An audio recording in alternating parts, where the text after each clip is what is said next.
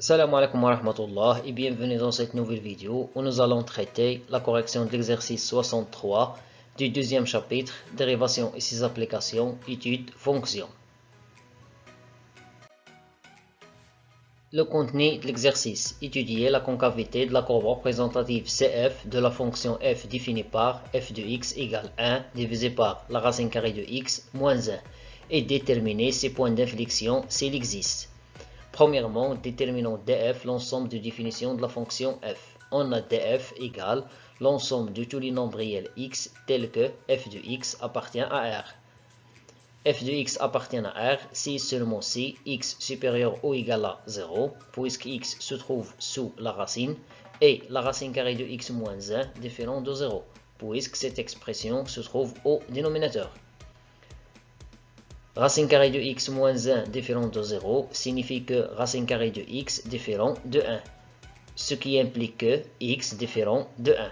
Alors, l'ensemble de définition de la fonction f, c'est l'ensemble de tous les nombres réels x tels que x supérieur ou égal à 0 et en même temps x différent de 1. X supérieur ou égal à 0, c'est-à-dire l'intervalle semi-fermé 0 plus l'infini. X différent de 1, c'est-à-dire l'ensemble R privé de 1. L'intersection de ces deux ensembles, c'est la réunion des deux intervalles 0, 1, 1 plus l'infini. Maintenant, calculons la dérivée de la fonction f. On a f de x égale 1 divisé par la racine carrée de x moins 1. Et df, c'est la réunion des deux intervalles 0, 1, 1 plus l'infini. On a la fonction définie par la racine carrée de x moins 1, l'expression qui se trouve au dénominateur, est dérivable sur l'intervalle ouvert 0 plus l'infini comme somme de deux fonctions dérivables. Alors, elle est dérivable sur chacun des deux intervalles ouverts 0, 1 et 1 plus l'infini. Cela signifie que la fonction f est dérivable sur chacun des deux intervalles ouverts 0, 1 et 1 plus l'infini en tant qu'inverse d'une fonction dérivable. Et on a, quel que soit x appartient à la réunion des deux intervalles ouverts 0, 1, 1 plus l'infini, la dérivée de f, c'est la dérivée de cette expression. Pour effectuer les calculs ici, on va appliquer la propriété, la dérivée de 1 sur f égale moins la dérivée de f sur f au carré. Avec f, c'est la racine carrée de x moins 1. Alors, on obtient moins la dérivée de f sur f au carré. La dérivée de la racine carrée de x, c'est 1 sur 2 racine carrée de x. La dérivée de moins 1, c'est un nombre réel égal à 0. Moins 1 sur 2 racine carrée de x, tout divisé par la racine carrée de x moins 1 tout au carré, égale moins 1 divisé par 2 racine carrée de x, multiplié par la racine carrée de x moins 1 tout au carré. Et voilà l'expression de f'. D'autre part, on a les deux fonctions définies par racine carrée de x et racine carrée de x moins 1 sont dérivables sur chacun des deux intervalles ouverts 0, 1 et 1 plus l'infini. Alors, la fonction définie par la racine carrée de x moins 1 tout au carré est dérivable sur chacun des deux intervalles ouverts 0, 1 et 1 plus l'infini, produit de deux fonctions dérivables. Et la fonction définie par 2 racine carrée de x est dérivable sur chacun des deux intervalles ouverts 0, 1 et 1 plus l'infini, comme multiplication d'une fonction dérivable par un nombre réel. Par conséquent, la fonction définie par 2 racine carrée de x facteur la racine carrée de x moins 1 tout au carré est dérivable sur chacun des deux intervalles ouverts 0, 1 et 1 plus l'infini en tant que produit de deux fonctions dérivables. De plus, puisque cette expression ne s'annule pas sur cet ensemble, alors cela signifie que la fonction f' définie par cette expression est dérivable sur chacun des deux intervalles ouverts 0, 1 et 1 plus l'infini en tant qu'inverse d'une fonction dérivable. Et on a la dérivée seconde de f, c'est la dérivée de cette expression. On va appliquer la propriété moins la dérivée de 1 sur f, c'est la dérivée de f sur f au carré.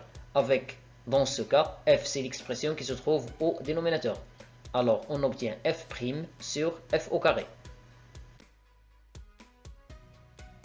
Pour calculer la dérivée ici, on va utiliser la propriété la dérivée de f fois g égale la dérivée de f fois g plus f fois la dérivée de g.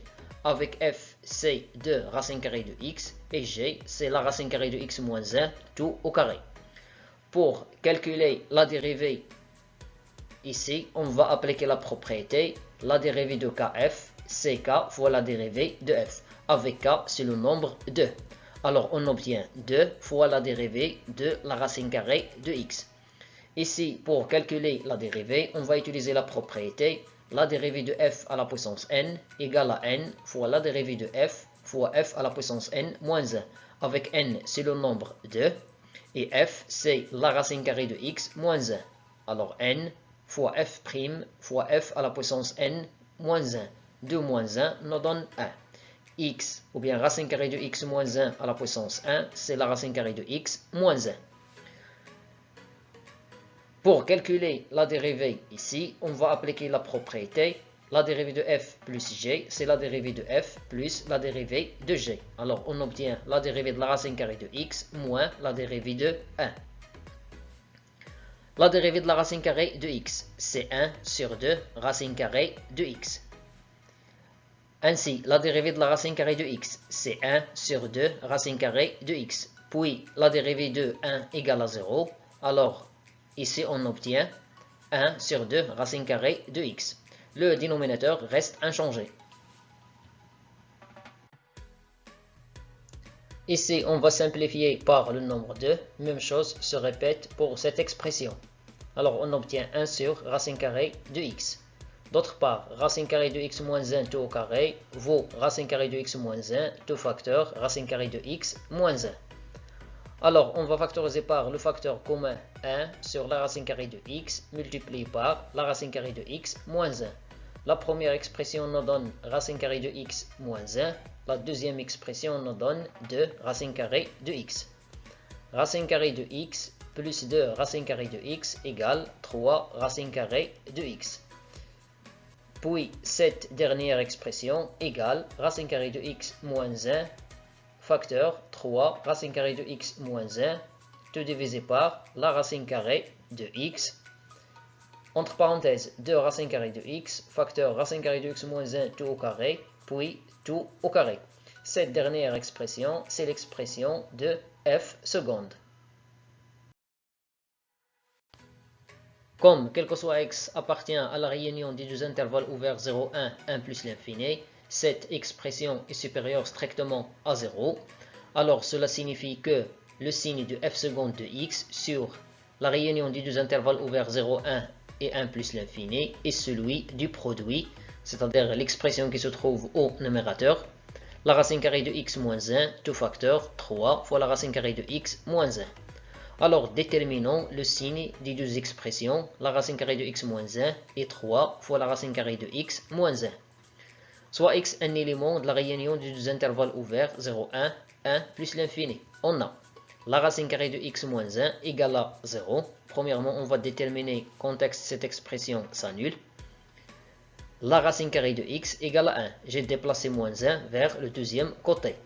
Cette dernière égalité est équivalente à la racine carrée de x au carré égale à 1 au carré. Les deux côtés sont positifs. La racine carrée de x au carré nous donne x, 1 au carré égale à 1. Et puisque 1 n'appartient pas à cette réunion, alors cela signifie que la racine carrée de x moins 1 ne s'annule pas sur cet ensemble. On a la racine carrée de x moins 1 est supérieure strictement à 0, équivaut à la racine carrée de x supérieure strictement à 1. J'ai déplacé moins 1 vers le deuxième côté. Cette inégalité est équivalente à la racine carrée de x au carré est supérieure strictement à 1 au carré. Les deux côtés sont positifs. La racine carrée de x au carré, c'est x. 1 au carré égale à 1. X supérieur strictement à 1, c'est-à-dire x appartient à l'intervalle ouvert 1 plus l'infini.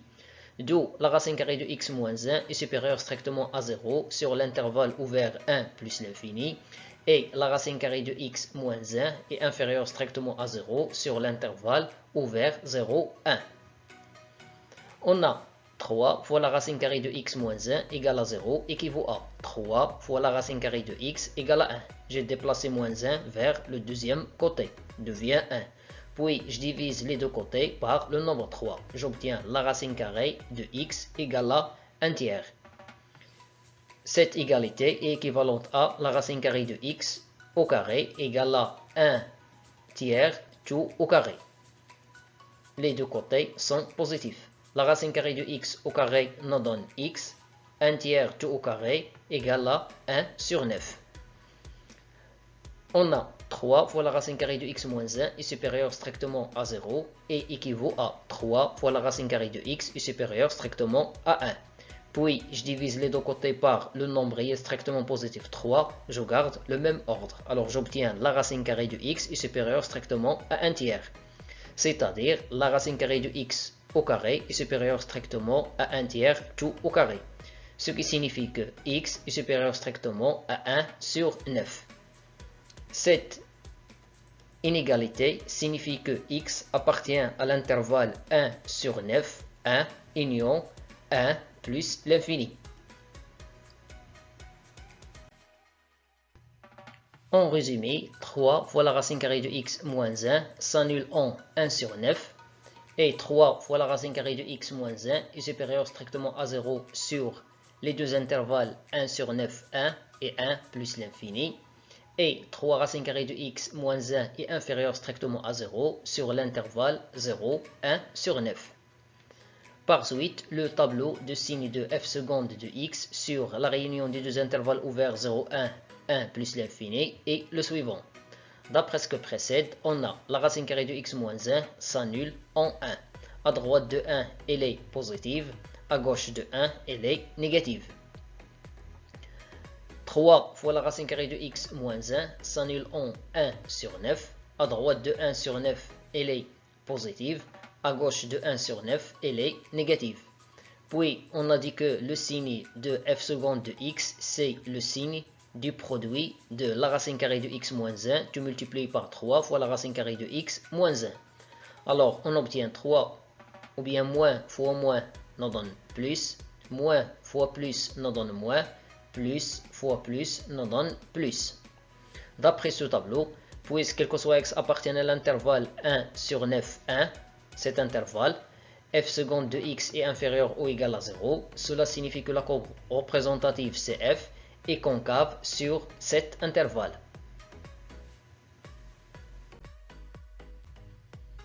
Ainsi, quel que soit x appartient à l'intervalle 0, 1 sur 9, f seconde de x est supérieur ou égal à 0, et quel que soit x appartient à l'intervalle 1 plus l'infini, f seconde de x est supérieur ou égal à 0, alors cela signifie que la courbe représentative CF est convexe sur les deux intervalles 0, 1 sur 9 et 1 plus l'infini. Puisque f seconde s'annule en 1 sur 9, en changeant de signe, ici on a moins à droite et plus à gauche. Donc le point A de coordonnées 1 sur 9, f de 1 sur 9 est un point d'inflexion de la courbe représentative CF. Or, f de x égale à 1 sur la racine carrée de x moins 1. Donc, f de 1 sur 9 égale 1 divisé par la racine carrée de 1 sur 9 moins 1. 1 sur 9, c'est 1 sur 3 tout au carré. La racine carrée de 1 sur 3 tout au carré, c'est 1 sur 3. Puis on va rendre au même dénominateur. Alors on obtient 1 sur 3 moins 3 sur 3, c'est-à-dire moins 2 tiers. L'inverse de moins 2 tiers, c'est moins 3 demi. En résumé, le point A de coordonnées 1 sur 9 moins 3 demi est le point d'inflexion de la courbe représentative CF. Finalement, je vous remercie pour votre attention et à la vidéo prochaine, Inch'Allah.